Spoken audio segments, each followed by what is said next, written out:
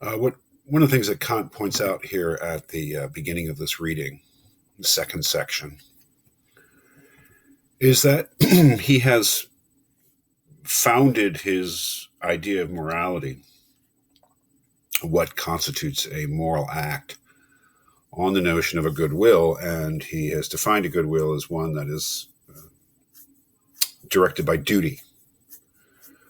That we act with a goodwill when we recognize a duty to act in a certain way. And one of the things he points out is that it's a very questionable foundation in some respect, because we're talking about motives. And the thing about motives is that it's not only that other people's motives aren't really ever clear to us, but neither are our own. I mean, that is, that other people may seem to be acting from duty when they're really acting from some selfish motivation. And that we ourselves may seem to ourselves to be acting from duty when there is actually a secret, maybe unconscious or subconscious selfish motivation. And he admits that you could never prove ever that any single act was done out of a pure sense of duty. As he says here in the second paragraph, in fact, it is absolutely impossible, he says here, to make out by experience with complete certainty a single case in which the maxim of an action, however right in itself, rested simply on moral grounds and on the conception of duty. Sometimes it happens that with the sharpest self-examination, we can find nothing besides the moral principle of duty, which could have been powerful enough to move us to this or that action and to so great a sacrifice, yet we cannot from this infer with certainty that it was not really some secret impulse of self-love under the false appearance of duty. Well, I mean, that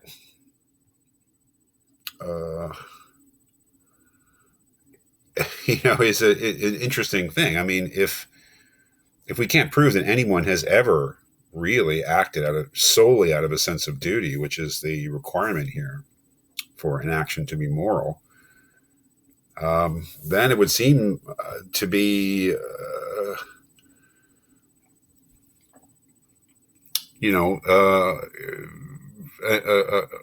an implication of that we can never be sure that anyone's actually done anything moral. And that kind of seems absurd, but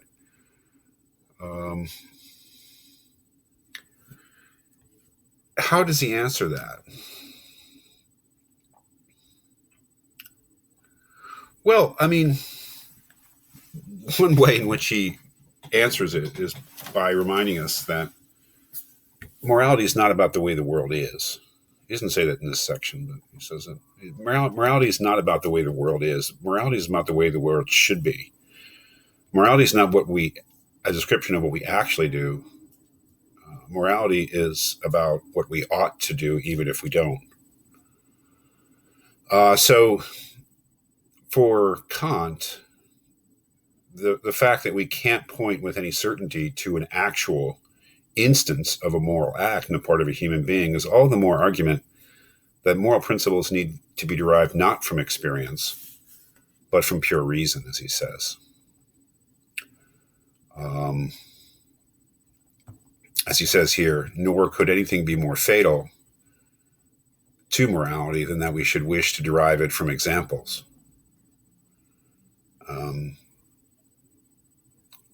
Moral principles are not gotten by induction. They're not like scientific laws may be thought of as laws which are generalizations from particular instances. Moral laws are not like that. Moral laws are what he calls a priori laws. They are prior to experience. They are not things that we learn from experience or things that we already bring to experience.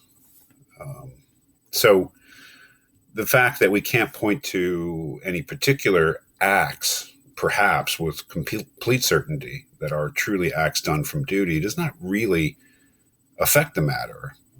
We still have a duty to act, duty is a reality, and we still have duties. Even if we don't follow them, they're still our duties.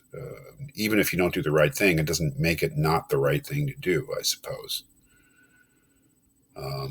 And so